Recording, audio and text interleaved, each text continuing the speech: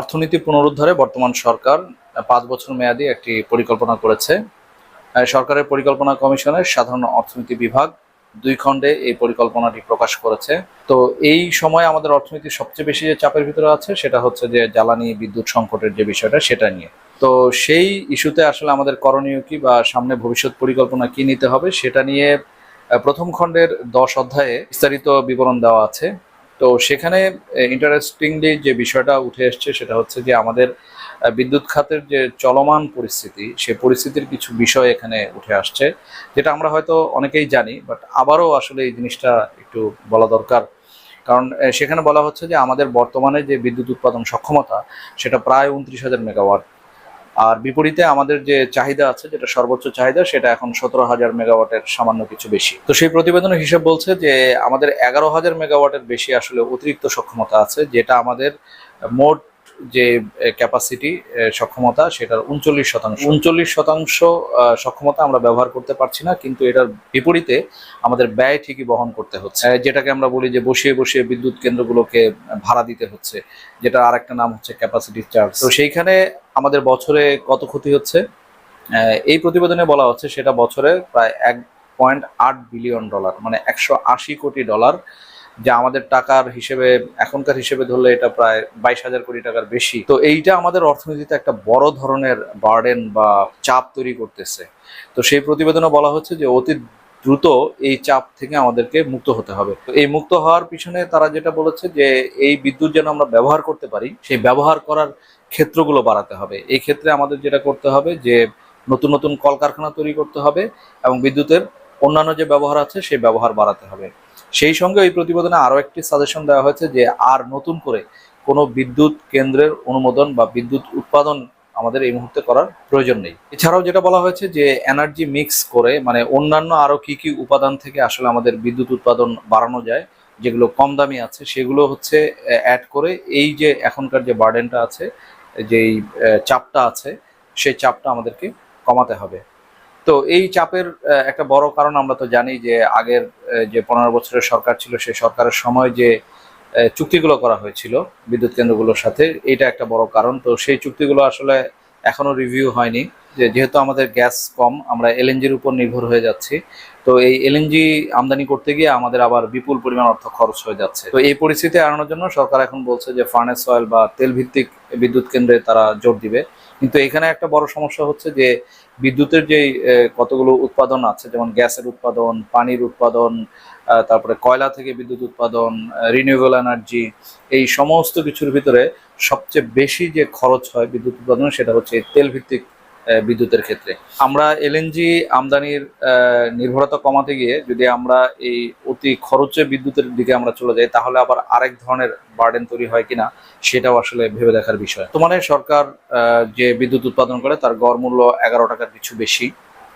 তো এখানে যদি আমরা গ্যাস ভিত্তিক বিদ্যুৎ উৎপাদন বাড়াতে পারি বা কয়লা ভিত্তিক বিদ্যুৎ উৎপাদন বাড়াতে পারি, তাহলে হচ্ছে আমাদের এখানে খরচটা অনেকটা কমে আসবে।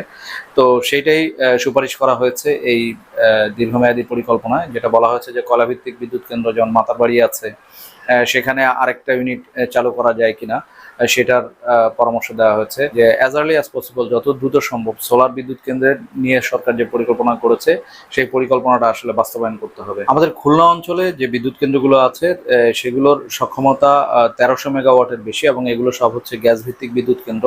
তো সেই প্রতিবেদনে বলা হয়েছে যে এই বিদ্যুৎ কেন্দ্রগুলো আসলে ব্যবহার করা যাচ্ছে না গ্যাসের সংকটের কারণে।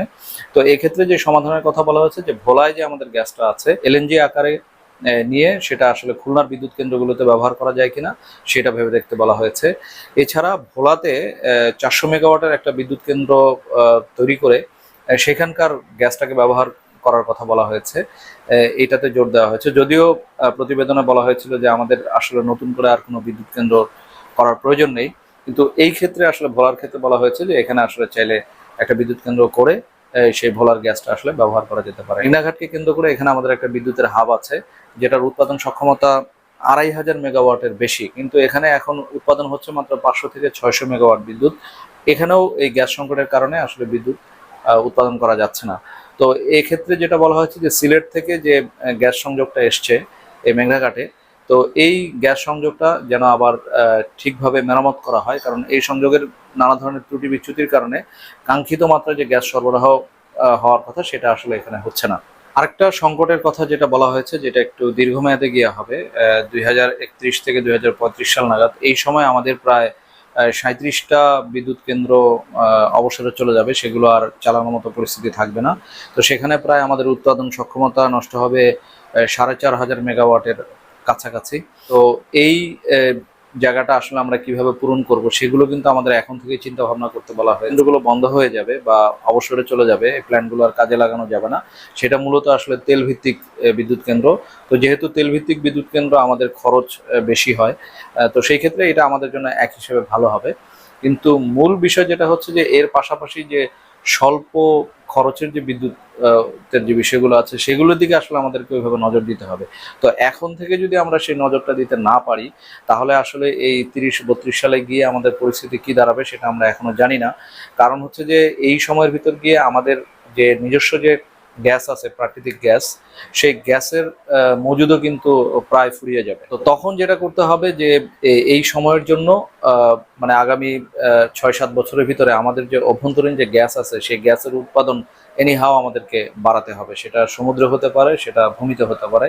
তো প্রতিবেদনে সে কথাটাও বলা হয়েছে যে এখানে সরকারকে ব্যাপকভাবে জোর দিতে হবে। ইতিমধ্যে আমরা জানি যে সরকার আন্তর্জাতিক টেন্ডার দিয়েছে সমুদ্রে গ্যাস উত্তোলন করার জন্য। মোদ্দা কথা হচ্ছে যে এই বিদ্যুৎ বা জ্বালানি খাত নিয়ে আসলে বসে থাকার আর কোনো সময় নেই।